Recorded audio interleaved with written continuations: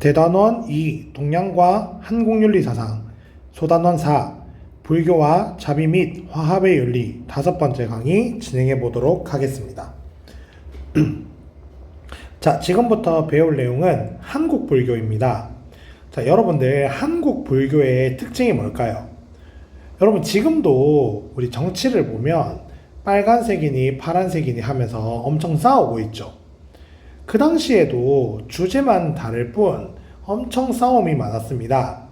자, 그래서 한국 불교에서 나오는 사상가분들은 불교의 종파 간의 갈등을 해소하고자 노력하신 분들입니다.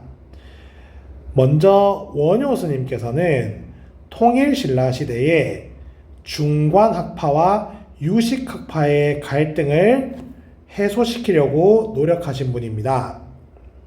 그리고 다음 페이지에 나오는 의천 스님과 진울 스님은 고려시대 교종과 선종의 갈등을 해결하기 위해 노력하신 분들입니다. 자, 이분들의 노력에 대해서 한번 배워보도록 하겠습니다. 자, 여러분들 이 한국 불교에서는 역사적인 그런 시기도 조금 중요합니다. 그래서 원효, 의천, 진울 요 순서대로 시기고요. 그리고 시대상도 조금 아셔야 합니다. 원효 스님께서는 통일신라 시대의 스님이셨습니다.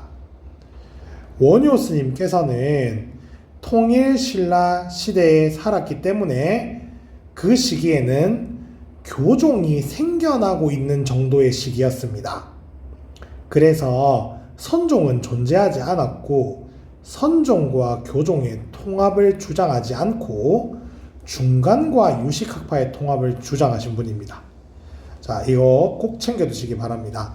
자, 그러면 시작해 보도록 하겠습니다. 자, 원효 스님이 했던 업적들을 총 3가지 정도로 볼 수 있는데요. 첫 번째는 불교의 대중화입니다. 자, 불교의 대중화가 뭘까요? 자, 여러분들 신라시대의 가장 중요한 제도는 골품제일 거예요. 자, 골품제는 계급이 정해져 있는 거죠. 태어날 때부터. 그래서 원래 신라시대의 불교는 귀족 중심의 불교로 진행이 되고 있었어요.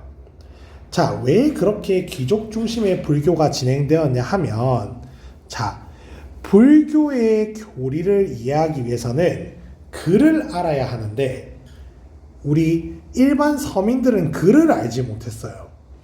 그래서 글을 이해하고 있는 진골, 성골, 육두품들의 종교 중심이 되어가고 있었어요.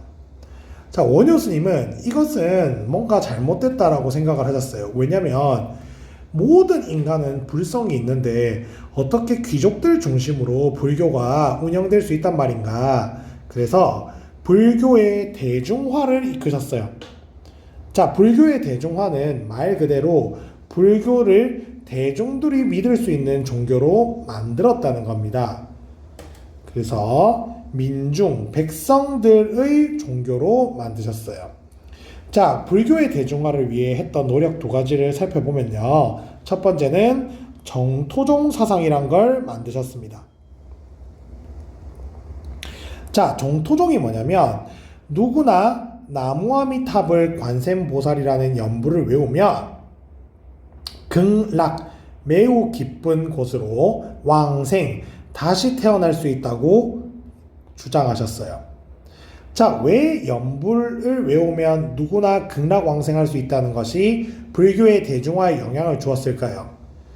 민중들은 글을 몰랐기 때문에 불교에 접근하기 어려웠는데 연불을 외우는 것은 누구나 할 수 있는 일이었기 때문에 이러한 정토종 사상이 민중들에게 불교에 접근할 수 있는 기회를 줬던 거예요. 자, 2번째는 무해행입니다. 행은 수행이고요. 무해행의 뜻은 걸림 또는 장애 없는 수행입니다. 자, 걸림이 없는 수행이 무애행인데 장애가 없는 수행인데 그게 무슨 말이냐 하면 여러분 신라시대 당시에는 대중들이 불교를 믿는데 어려웠던 것이 글뿐이 아니었습니다. 또 무엇도 있었냐면 불교를 믿는데 필요한 형식과 절차들이 상당히 까다로웠어요. 자, 그리고 이 형식과 절차를 지키는데 필요한 그런 물건들이 상당히 돈이 많이 들었습니다. 목탁이라든지 염주라든지 시주라든지 시주라는 것은 절에 돈을 기부하는 것이 됩니다. 이런 것들이 가난했던 민중들에게 불교에 접근하는 것이 상당히 어렵게 만드는 장치들이었어요. 그래서 이런 형식과 절차를 없앤 수행, 장애가 없는 수행인 무애행을 하셨어요. 그래서 실제로 원효 스님께서는 목탁도 들지 않고 표주박 하나를 들고 전국 팔도에 있는 거지촌, 힘든 곳들 이런 것을 찾아다니면서 수행을 하셨어요. 자, 이 두 가지를 통해 불교의 대중화를 이끄셨다. 두 번째 보겠습니다. 두 번째는 일심사상입니다. 자, 여러분 일심이라는 것이 뭐예요? 우리나라 말로 하나의 마음이란 뜻이죠. 하나의 마음이란 건 모두의 마음. 저 보세요. 제가 여러분과 한테 이랬어요. 너와 나의 마음이 하나야. 이게 무슨 말이에요? 우리 마음이 같다는 뜻이죠. 자, 이 일심이란 건 우리 마음이 같다는 뜻인데요. 우리 마음이 어떻게 같은데요? 우리 마음은 다 부처의 마음으로 같다라고 이야기하시는 거예요. 여기서 말하는 부처의 마음은 부처의 진리이자 부처의 법입니다. 여러분 여기서 말하는 법은 진리로 쓰인 거예요. 부처의 마음, 부처의 진리, 부처의 법을 말한다. 여러분 모두의 마음이 왜 다 부처의 마음으로 같을까요? 우리 다 무슨 성이 있었죠? 불성이 있었다라는 걸 기억하면 되겠죠? 부처의 마음은 즉 불성을 말하는 것입니다. 자, 그리고 두 번째 한번 볼게요. 두 번째는 일심은 두 가지 문이 있다고 보는데요. 그래서 일심이문이라고 표현합니다. 자, 일심이문이 뭐냐면 인간은 누구나 일심을 가지고 있는데 이 일심이 문이 두 가지라는 거예요. 자, 어떤 문이 있냐면 첫 번째로 심진여문이라는 문이 있습니다. 여러분 여기서 말하는 진여는 진짜 열애, 즉 부처의 마음을 말하는 겁니다.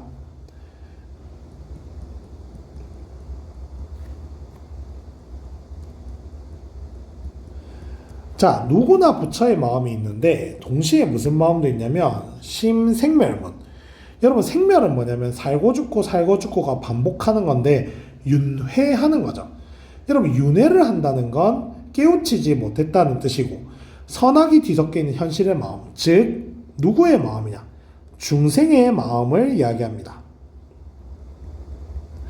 자, 그러니까 이 일심에는 두 가지 문이 있어서 누구나 진여문과 생멸문이 있는 거예요. 하지만 여러분은 지금 진여문을 깨닫지 못하고 생멸문에 집착하고 있는 것이고 비록 부처님이라 할지라도 깨닫지 못한 시절이 있었기 때문에 심생멸문이 없다고 볼 수 없어요. 물론 지금은 진여문 상태에 있는 것이고 그래서 누구나 진여문과 생멸문이 있기 때문에 누구나 깨우치면 진여문으로 들어갈 수 있다. 그래서 이런 말을 하십니다. 영어편을 들어볼게요. 중생과 부처의 마음은 둘이 아니다. 왜요? 중생이든 부처는 둘 다 일심 이문이기 때문이에요. 부처의 마음 그 속에 진여문과 생멸문이 있기 때문에 둘이 아니란 이야기를 하는 것입니다. 자, 그리고 요거는 3번은 한번 보겠습니다. 일심 지원이라는 표현을 하는데요. 일심지원이 뭐냐면 일심의 지는 조사입니다. 일심의 원리 근원으로 돌아가라 이런 게 일심지원인데요. 한번 적어볼게요. 일심의 이게 아니다. 일심의 근원을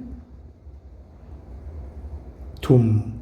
자, 이게 무슨 말일까요? 자, 보세요. 자, 오뇨 스님 당시에는 신라시대에 불교 종파만 600개가 있었고 그들이 엄청 많이 싸웠대요. 그래서 그들에게 이렇게 말하는 거예요. 얘들아, 너희 전부 다 결국에는 너희 마음 다 부처의 마음으로 똑같은데 왜 이렇게 싸우는 거야? 이렇게 이야기하시는 거예요. 그래서 너의 원래 마음의 근원이었던 일심으로 돌아가서 더 이상 대립하거나 갈등하지 마, 이런 이야기를 하십니다. 자, 그래서 두 번째, 일즉다. 여러분, 즉은 뭐냐면 이꼴이란 뜻이에요. 하나가 즉 다양한 것이고 다양한 건 즉 하나이다 라는 이야기를 하는데, 여러분 이게 무슨 말이냐면 보세요. 하나가 여럿으로 펼쳐지고 펼쳐진 여럿이 하나가 된다, 이렇게 되어 하는데, 자, 하나라는 건 심진여문을 이야기하는 거고요. 자, 이것이 다양한 생멸, 심생멸문으로 펼쳐집니다. 보세요. 여러분, 여러분들이 사는 방식은 다 다르죠? 살고 죽는 방식은 다 다르잖아. 생멸문은 다 다양하거든요. 근데 여러분, 전부 다 부처의 마음을 가지고 있다는 건 다 똑같죠? 그래서 하나인 사람이, 진여의 마음을 똑같이 가지고 있는 사람이 전부 다 다양한 형태로 생멸하고, 그들이 깨달으면 펼쳐진 여럿이 다시 무슨 마음으로 돌아오는 거예요? 부처의 마음으로 돌아온다. 자, 그래서 다시 한번 정리하면 생멸하는 방식은 다양하지만 부처의 마음을 가진 건 같습니다. 그래서 진여의 마음인 하나가 깨닫지 못해서 여러 생멸문으로 펼쳐졌다가 펼쳐진 여러 생멸문을 깨달으면 하나의 진여문으로 돌아온다. 자, 그리고 절대로 불이 둘이 아니다라는 거예요. 이원적 대립을 초월한다. 이원, 원리가 두 개라는 거예요. 대립을 초월, 뛰어넘어라. 이게 무슨 말이에요? 야, 너네들 결국 부처의 마음을 가지고 있다는 원리는 같은데 이제 그만 싸우는 게 어때? 라고 하는 게 바로 이원적 대립을 초월한다는 겁니다. 자, 화쟁사상 가보겠습니다. 자, 화쟁사상이라는 건 뜻이 뭐냐면 쟁론을 화합하다라는 뜻을 가지고 있습니다.